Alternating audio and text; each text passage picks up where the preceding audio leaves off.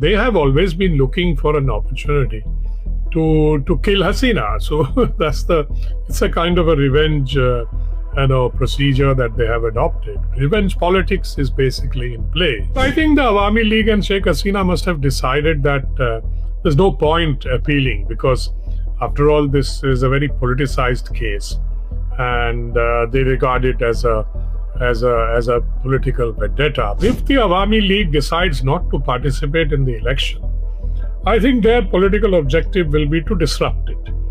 And once that disruption process begins, then who knows what will happen. I would estimate that 25 to 30% of the voters in Bangladesh are still Awami League supporters, remain Awami League supporters, which is the largest party which fought for independence, and it has a very large grassroots base. We must not forget that we did not invite her, we did not ask her to come over.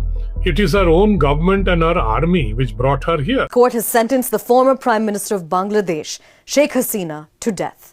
To understand more about the impact of this ruling, let's cross over to Mr. Pinak Ranjan Chakraborty, the former ambassador to Bangladesh, who joins us at this point. Mr. Chakraborty, thank you for speaking with us. A former Prime Minister, an ousted Prime Minister, has been sentenced to death by a Bangladesh court. Explain what the ripple effects of this are going to be. Well, the immediate effect will be that the Awami League, which is the largest party in Bangladesh, will obviously not accept it. I believe they have already issued some press release. And I do anticipate that there will be violence on the streets, and the police will again maybe deal with it, try to suppress it. So we will probably see some days of violence. Already the Bandh, which was called a few days back, was almost a total success because nobody came out on the streets. So I think that is the first thing that's going to happen. And then, of course, there are other issues down the line that will arise. Whether the Awami League will participate in the elections, of course, which has been announced in February, but then there's no roadmap for the election. No dates have been set. So these are some of the major questions that remain. With the death sentence meted out to Sheikh Hasina, what does this mean for her attempts to seek asylum? Well, she is, technically she has not sought asylum, because I don't know whether the laws in India have granted her asylum, but she has taken refuge. We must not forget that we did not invite her, we did not ask her to come over. It is her own government and her army which brought her here and said, look, we are bringing her here because things are bad. Her house has been, almost being attacked. So then she came here. So we said, okay, you can stay here. And then they said, please send her back, the new government. But we said, how can we send her back? I mean, you want to extradite her, then go through the legal process. We have a treaty with Bangladesh, extradition treaty. And then at that time when she came, she was not convicted of any crimes, and she just escaped, So there are these legal issues that are there, which has to be dealt with before government of India at least, decides to do anything else. But so I anticipate that she will continue to stay here. I'm curious, what kind of impact is this verdict going to have on relations between India and Bangladesh? Well, I think Hasina, they will be asking, requesting us or whatever, demanding that Hasina should not be allowed to, which they have done already, that she should not be allowed to speak, she should not be allowed any media interaction. We have obviously not forced her to do it, but she has been talking to the media and sending messages to her own party people. So I think she will continue to do that here, and which will, of course, continue to irritate the government in Dhaka. And so I see that, but after some time, that'll probably also settle down, because once they know that, they cannot, demand that Hasina should be sent back, and Indian government will comply immediately. That's not going to happen. So I think they have to take that on board and then decide what they wish to do. They've already said, I think in a press release, that anyone giving refuge to Hasina, that country will be treated as a not an enemy, but I think it will be an unfriendly act or something like that. So I think that's the kind of mood they will have. The verdict can be appealed to the Supreme Court, but there are reports that the Hasina family is not going ahead with an appeal at this point. Can you explain why, and if there's any chance that this could be overturned? Look, I think the judiciary has been overawed by this interim government when they came to power, and they have basically stacked it with their own people who are pro this government or whatever, pro Jamaat, pro students or pro whatever, an anti-Awami League. So, but I am also not sure whether the ICT has any clause for appeal. And if there is, then it's possible to appeal to the Supreme Court. But I think the Awami League and Sheikh Hasina must have decided that there's no point appealing because, after all, this is a very politicized case, and they regard it as a political vendetta, part of the political vendetta, because they were seeking revenge on Hasina. Because the Jamaat-e-Islami, because the same court which actually Hasina had established, also sentenced the Jamaat-e-Islami leaders who were accused of war crimes in 71. They were sentenced to death and they were executed. So they have always been looking for an opportunity to kill Hasina. So it's a kind of a revenge procedure that they have adopted. Revenge politics is basically in play. The Bangladesh parliamentary elections are slated for February. What kind of turmoil could we possibly see with this verdict, apart from the violence that you've mentioned? Well, there will be violence, as I've said, but how long it will last, etc., whether it will die down. I don't think that the violence will probably go on sporadically, because if the Awami League decides not to participate in the election, I think their political objective will be to disrupt it.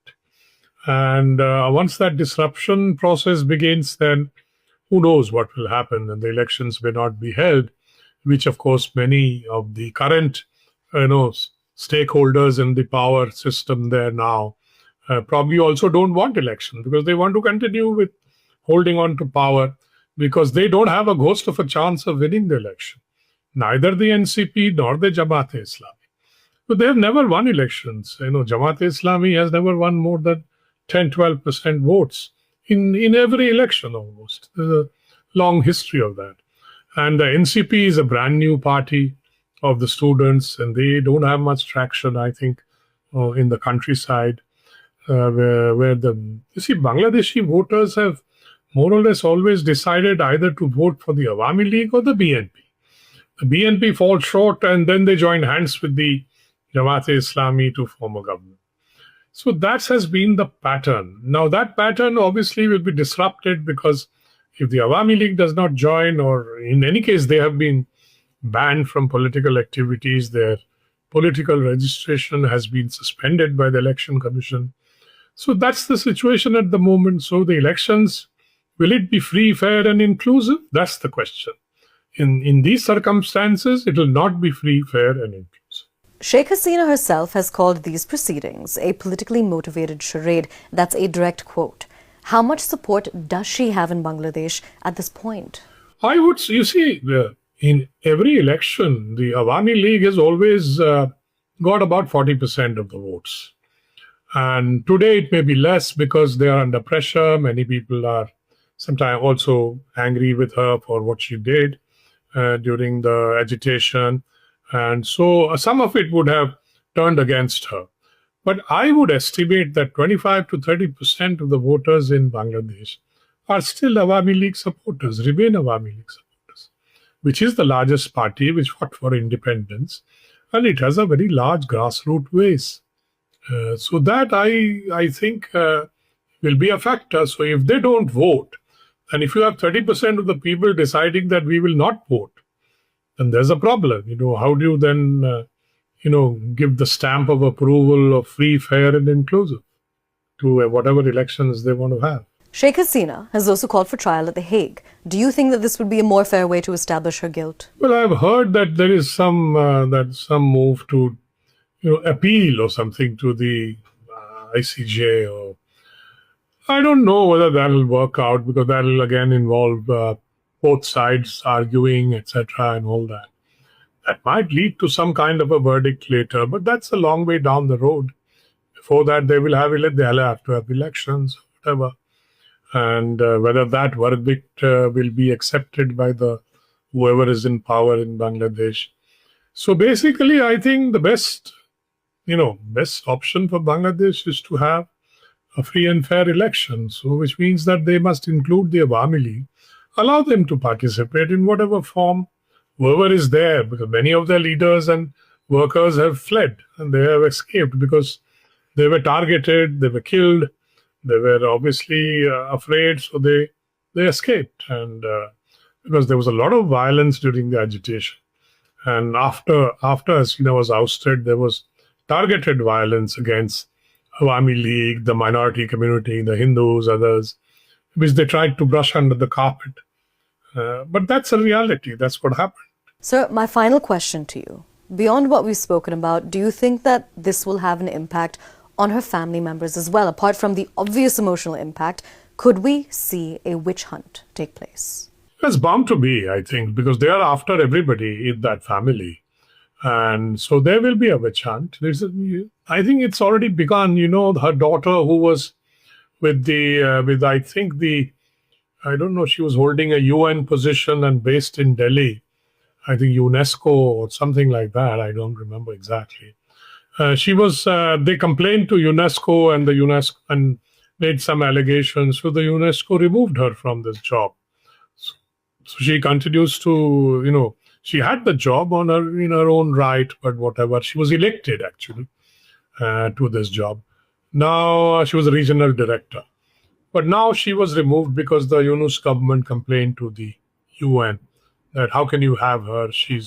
So they blamed her also for being a party to whatever was happening in Bangladesh, although I don't think she was involved. So that's kind of vendetta has been the hallmark of the Yunus government. They've done it from day one. All right, Mr. Chakraborty, thank you so much for taking the time to speak with us and giving us more crucial insight into one of the biggest developments that we've seen in Bangladesh in generations.